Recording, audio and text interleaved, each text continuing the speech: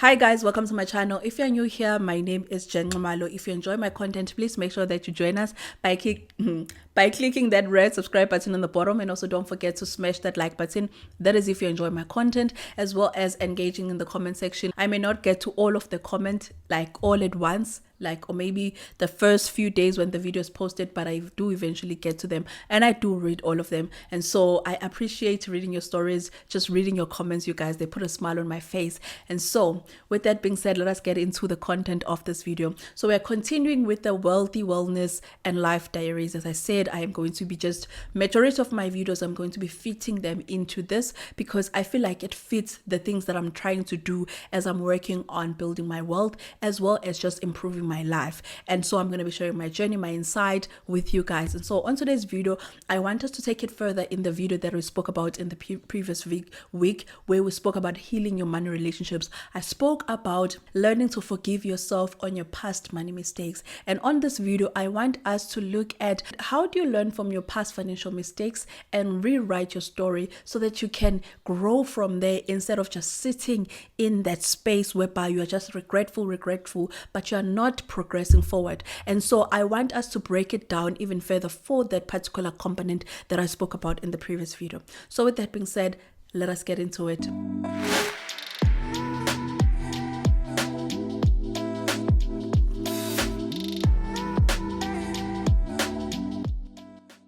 So the first point here is I want you to understand that things in life happen. We go through things in life, some good, some bad. And in many cases, we like to focus on the good. Oh, I love this. This was such a great moment in my life.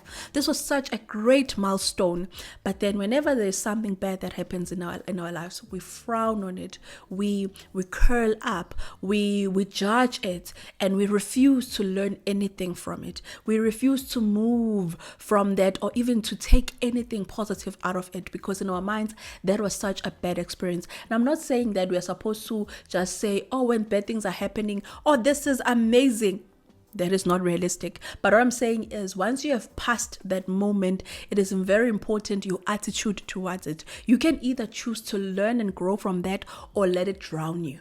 And I refuse to be drowned by my past mistakes or the past actions that I've taken, because I spoke about this in the previous video, that the things that we did in our past lives. And when I speak of past life, you guys, I don't mean that you have lived, died, and then lived again. No, I mean that things that we've done in our past lives when we were younger, or before we were who we are now in our present moment, the version of ourselves that we were then did whatever that they did, took those decisions because they were sound to us. They made sense to us because they were in confinement with what we had to work with at that time, in terms of the knowledge that we had, in terms of the options that we had laid out in front of us. And so you frowning in the decisions that you have made and choosing to not learn from that and just sit in that, it's not going to help you. You need to acknowledge that you took those decisions for a reason and they've served a purpose during that time. Now, if you understand that it was a mistake for you to do that in that time, what can you learn from it so that it helps you as in this present moment, so that it guides you as you proceed with your life? And so what I'm trying to say here is, you choose what we do with the things that we have done, or the mistakes that we have done in our lives. We can either learn from them, or we can let them drown us. But I hope that you do not allow them to drown you, but you take the good out of that, and you take it and you run with it. You allow it to guide you in your life. You allow it to inform your decisions or the way that you move about life as you continue on. And then the second thing that I know that many of you guys may be like, Jen, what do you mean? The second thing here is learning to be grateful in the challenges. You know, there's something that I started doing a few years ago. Even so, though sometimes when I would experience challenges, I would curl in and I would just sit in them, and I would cry, and I would wish that they pass, like they finish. Like I would wish that I was over that period in my life, like as quickly as possible, because it's very hard to sit in the midst of challenges. It's very hard to sit with uncomfortability. But what I've learned is to appreciate that uncomfortability, to appreciate that season of my life, that right now I am going through challenges. I need to appreciate the fact that I am going through those challenges, that right now in my life, this is what's going on. I need to Be grateful for those challenges. And why is it important to be grateful for your challenges and the discomforts that you go through in your life, even when you find that they are painful? The reason why it's important to be grateful with those things is because that is where we grow. Without those challenges, we cannot grow. We cannot learn. When things are smooth in life, it's very hard for us to learn anything. But whenever we experience challenges, whenever we experience discomfort, what it signals for us is that there's something that we need to work on, is that there's something that we need to improve in our lives so that we can be the best version of ourselves, so that we can better walk in life in the future. Sometimes they are there to prepare us for the future things that we are going to encounter, in the future things that we are going to need to show up in. And those experiences or those challenges that you are going through in that moment, painful as they are there to serve a purpose. And so what I've learned to do, even when I'm journaling, is to be appreciative of the challenges, to say, Lord, thank you for the challenges, because I understand that it is from those challenges that I'm sharpened, that I'm strengthened, that I come out on the other side stronger, that in the future I'm able to withstand certain things because I've went through those challenges. If I didn't grow up poor, if I grew up with my dad, if I'm being honest, I was not going to grow up poor. And whenever I look back, I'm like, there's a reason why God took him in our lives, not to punish us, even though it was painful, even though it's hard for my mom. But when I look at my life now, I'm like, it is because of the challenge whereby my dad was taken from a young age and I had to grow up through poverty. I had to endure that. I had to endure the life of lack to know what it feels like to lack, to know what it feels like not to have. And thus make sure that as I'm older now, I see a lot of my decisions stemming from the fact that I know what it's like to not have. I know what it's like to lack. And thus I'm going to make sure that I do not ever put my child through that or myself through that. And that I gained through the challenges that were so excruciating, that were so painful. I had to learn that through the challenges. If it wasn't for those challenges, I was not going to know what it's like to truly lack, to live a life of poverty, of not knowing where your next meal is going to come from. I was not going to know that. And so what I'm saying here is learn to appreciate those challenges as much as they are hard to sit in, but at least be grateful that you're going through them. Even though you may not understand why, down the line, it will be made clear. And that is where you start being unstuck. Even when right now you are really trying to apply, you're putting yourself out there and you're not getting anything. I want you to embrace that moment because it is teaching you something. You may not see it now, but it is teaching you something. And in that moment, I also want you to focus on building yourself. This will allow you to not be stuck. This will allow you to see the light, to know that this season of my life is happening for a reason, and I'm going to sit in it. As painful as it is, I'm going to sit in it and I'm going to embrace it because it is sharpening me. So the next point that I want us to look at when it comes to learning from your past and just rewriting your story is stepping out of the victim mentality. You are not a victim of anything. You may be experiencing something that is painful. You may be experiencing life in a way that it is not enjoyable. You do not enjoy life. You do not enjoy things. You do not see the purpose of anything right now. You are going through an excruciating period in your life, but you are also not a victim. Whenever I go through things, I'm not even going to lie to you. I even tell this to myself literally. Like sometimes when people will look at me like, this girl is crazy. Sometimes when I go through something that someone does to me or something that I experience, thing whereby I feel pain, I always tell myself, literally the words, I'm like, you are not a victim. You are not a victim. You are not a victim. And then why do I tell myself this? I tell myself this so that I stop feeling pity for myself. It's very easy to step into a pity space when you're in a victim mentality, whereby you feel sorry for yourself. And once you start feeling sorry for yourself, you are this victim. You then want everyone else to feel sorry for you. And so many times whenever I'm going through something that is painful, I will remind myself that you are not a victim. You are just experiencing this. This has happened to you, but it does not make you a victim. It is not a reflection of who you are. It's just the thing that you are going through right now. It will pass. This too shall pass. And also it brings me to the previous point we talked about of being grateful of the challenges that you are experiencing in your life, even when they are painful, even when they are excruciating. And why is being grateful important? Now, being grateful is not an emotion. It's not not like saying, oh, in the midst of pain, I choose to be happy. Are you crazy? Are you crazy? How is that even possible that you can be in pain and be happy? How? And be joyful. Oh, I'm so happy I'm in pain.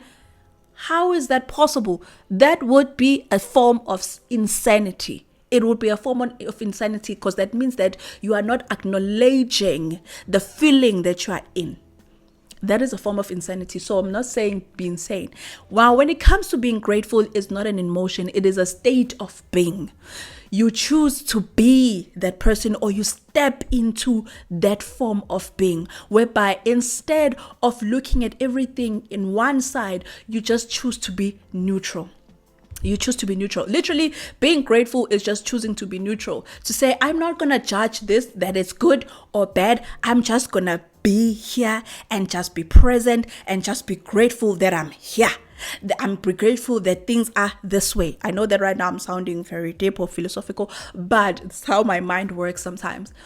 And it allows me to move through some of the things that I go through in life with so much insight, even when they are painful sometimes, even when sometimes the insight goes out the window. But I'm able to quickly get there when I'm able to step into the part of being grateful, whereby I allow myself to just be.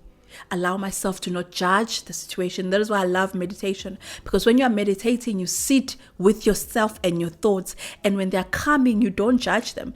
Instantly, what I do, I end up laughing at them. I'm like, you and your mind, how did you even get there? How did you even get to thinking about that?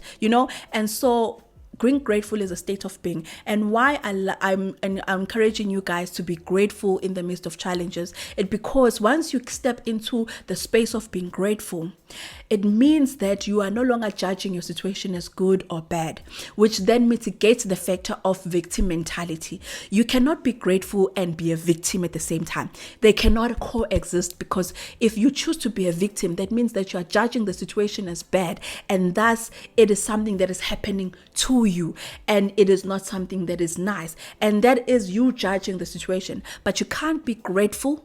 You can't be in a state of being grateful and also at the same time you are judging your financial situation. And so in the midst whereby right now you feel like you're struggling financially, I want you to choose to step out of the victim mentality by being grateful. Choose to be neutral.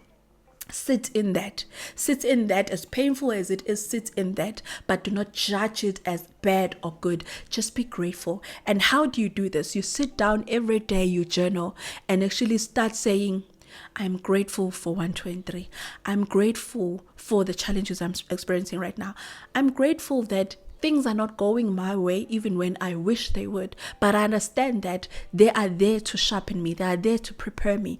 I'm grateful that I'm going through this challenge right now, because it will help me that in the things that I want to work on in my life, I will be able to work through those things because of the experience that I've gained from these challenges. Sometimes the challenges that we are going through in the moment, we do not understand why we are going through them or how they're going to serve us down the line. But just being grateful for the fact that, you know what, life is not, my life right now is not smooth, because you should question it. Like, sometimes even in relationships when everything is good, you're like, someone is lying to the other, because in life it's like this. And that's a natural form of life. It's not that you are expecting bad things, but you also understand that we will have disagreements there and there. We will not see eye to eye in certain parts. And so now when everything is just smooth sailing, there's no disagreements, we see everything eye to eye, someone is lying to the other person. And so I want you to focus more on just being grateful and allowing yourself to move through the phases of life. And the last part that I want us to talk about is, how do you rewrite your story? What are things that you need to do to rewrite your story? The first thing is being conscious. And why am I saying being conscious? Being conscious will allow you to make sure that every action that you take, you are being mindful. You are being mindful of why you are taking that. How is it going to serve you? Which brings me to the next point when it comes to this of being intentional. They all move together. Whenever you find yourself spending money on things, you will not regret down the line, because you understand the intention behind it, why you had to spend spend money on that thing, because it serves a purpose. It is there to do something for you. It is there to serve a purpose in a certain aspect of your life. And so you allow yourself to move with intention. And this is one of the ways that you can rewrite your story, by making sure that whenever you're spending money, whenever you're allocating money, that you are intentional, that it aligns with you. Which brings me to the next point when it comes to this, which is allowing money to move towards the direction of your goals.